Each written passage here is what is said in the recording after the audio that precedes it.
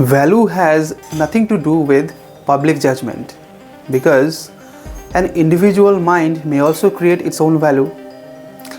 So in this particular poem, it is not like that Lucy was less lovable, Lucy was less fair, but the fact is that Lucy was loved and valued and admired only by the poet, by no other person. So that's why this particular poem is a firm assertion of the value of subjective judgment over the public.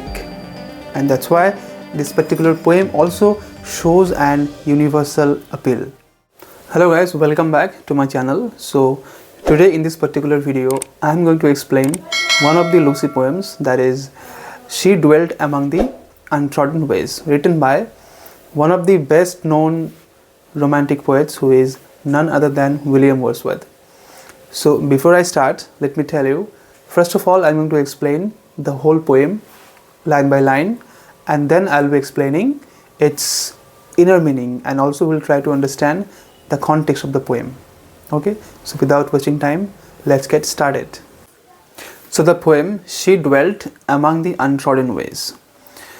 She dwelt among the untrodden ways, beside the springs of Dove, a maid whom there were none to praise and very few to love. So the first line of the first stanza is very important. The poet has said, she dwelt among the untrodden ways. So first of all, she means here Lucy. The poet is talking about Lucy. The poet has said that Lucy dwelt among the untrodden ways. Dwelt means to live at a place. Lucy lived at a place which is untrodden. That means which is not visited by people very often, which is unfrequented. You can say never visited by people. Okay, that means a lonely place he's talking about. So Lucy lived at a place which is among the untrodden ways. Ways means here places of England. Okay, beside the springs of Dove. Spring means the origin. Okay, the origin of Dove. Dove is a river here. So that particular place where Lucy lives, that place is just beside the origin of the river Dove. Okay, that means the poet is talking about a place which is surrounded by nature.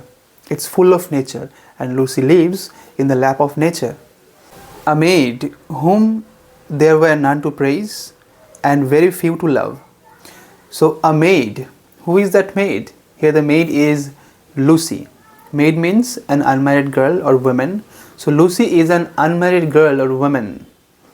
So the poet has said that a maid whom there were none to praise. There is no one to praise her. Why? Because she lives at a place which is distant from the city area, which is distant from the public places. She lives in the lap of nature. That's why that place is kind of untrodden, which is not visited by people very often. Okay, so that's why no one is there to recognize her beauty, and also very few to love. So a very few number of people are there who could love Lucy. Now coming to the second stanza. A violet by a mossy stone, half hidden from the eye, fair as a star when only one is shining in the sky. So in this particular stanza, William Wordsworth has tried to compare Lucy to certain objects. In the first line he said, a violet by a mossy stone. What does violet mean here? Violet is like a small wild plant. Why wild? Because the plant violet is not generally found in city areas or public places. Okay, it is found in places which are far away from us, in the sense it is grown in forest areas and all. Okay, so but at the same time this violet plant also bears sweet smelling flowers which are kind of bluish purple in color. So that means this violet plant is very beautiful. The poet has said that a violet by a mossy stone. So mossy stone, a stone is there which is covered with moss. What is moss? I think you all know about it. Moss is a kind of small plant which grows in thick mosses, okay, and also which is yellow or like green in color. So a stone is there which is fully covered with moss, and just by that, just beside that, a violet plant is there, half hidden from the eye. So that violet plant is also half hidden, that means which is not easily noticeable. But if someone goes near that stone, then that person will be able to see it properly. But from a distance, that particular violet plant remains almost hidden, half hidden you can say. That means it is not easily noticeable. At the same time, that violet plant is also very beautiful. So the poet has tried to compare Lucy to this violet plant, because Lucy is also a very beautiful girl, loving girl, okay, but she lives at a place which is untrodden, which is not visited by us, which is a remote place in the lap of nature, okay. But in that lap of nature, Lucy lives there, but Lucy is also just like that violet plant, half hidden from the eye, fair as a star when only one is shining in the sky. Fair as a star. Who is fair? Lucy is fair as a star. Which star is being talked about here? Now here star means the poet has probably meant the evening star, I mean Venus, okay, because this is the only star in the evening time that exudes more, that exudes brighter rays than other stars, okay. So when Venus is there, or when the evening star is there in the sky, the other stars, they seem to be unnoticed.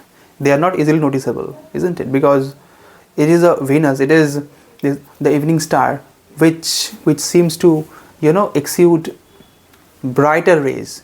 So that's why because of this evening star, the other stars, they almost remain hidden, okay, because of this evening star. So that's why the poet has said that Lucy is also fair, just like our evening star, when only one is shining in the sky.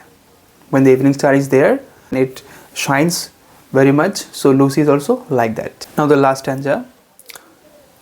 She lived unknown, and few could know when Lucy ceased to be.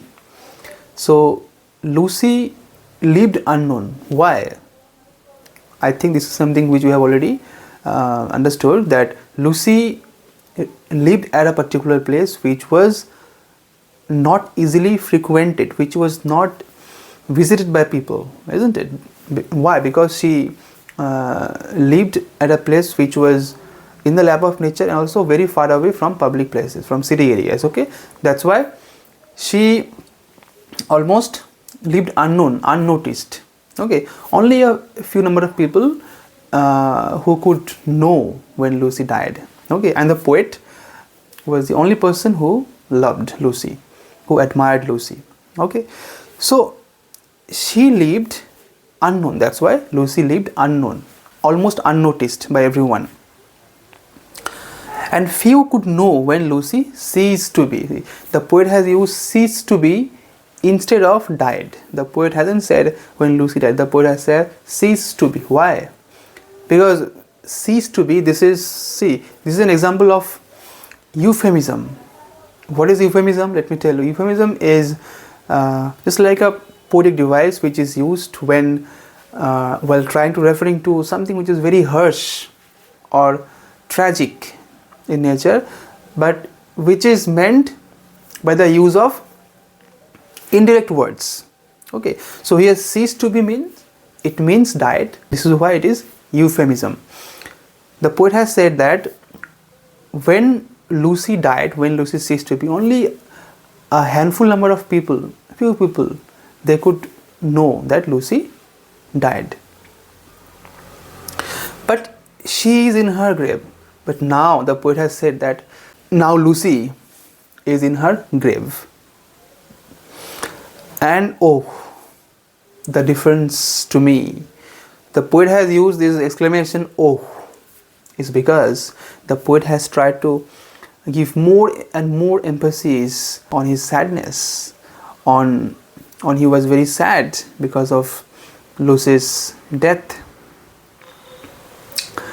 So it is only and only because of poet's sadness, poet's the poet was very depressed, the poet was very frustrated, very upset, very sad, very kind of morose, okay, because he never expected Lucy to die.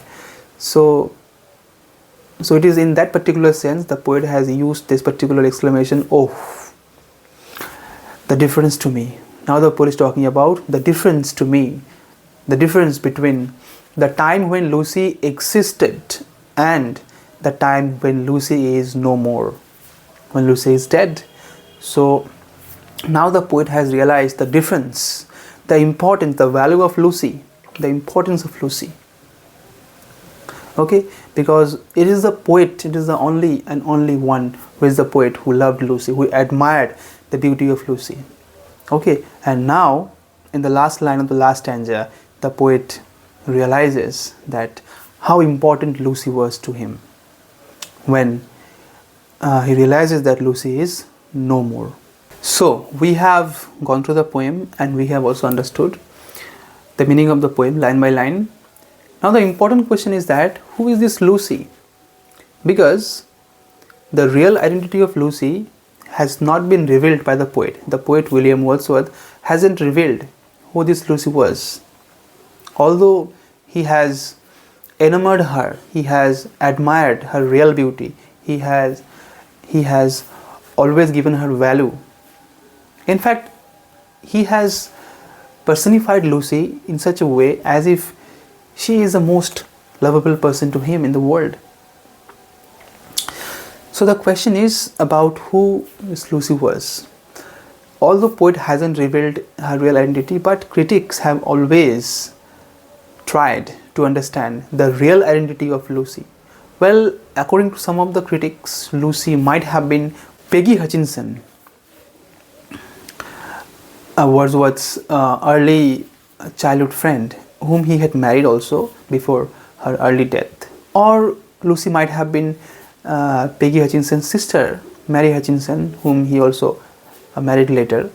Whatever it may be, we don't know for sure who Miss Lucy was, but one thing is very clear, that when the poet was writing this particular poem, he was in Germany. Whatever he felt at that point of time, for the time being, the poet William Wordsworth channeled all his emotions into his poem, into this particular poem.